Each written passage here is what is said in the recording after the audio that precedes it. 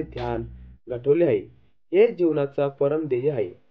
ध्यान व साधना पद्धतीचे पालन केल्याने आत्मा ब्रह्माशी एकरूप होतो. तुम्ही ध्यानाचे किंवा साधनेचे व्यवस्थित जर पालन केले, तुमचा आत्मा परब्रह्माशी एकरूप होतो. आत्मा, परमात्मा आणि योग याबद्दल गहन विवेचन करतात. हे एक शास्त्र आहे जी जीवनाच्या अंतिम अंतिम टप्प्याचे दिशेने मार्गदर्शन केले जाते.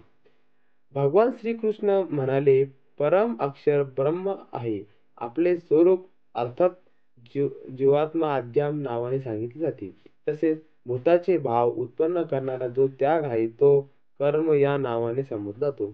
जो पुरुष सर्वज्ञ आणि आनंदाची सर्वांची नियमित सूक्ष्महुनी अतिसूक्ष्म सर्वांचा नियमक सूक्ष्महुनी अतिसूक्ष्म सर्वांचे धारण पोषण करणारा अंत अंत स्वरूप सूर्याप्रमाणेच नेहमी चेतन प्रकाशरूप आणि अविदेशी अत्यंत पलीकडील अशा सिद्ध संचयाबद्दल परमेश्वराला स्मरण करतात.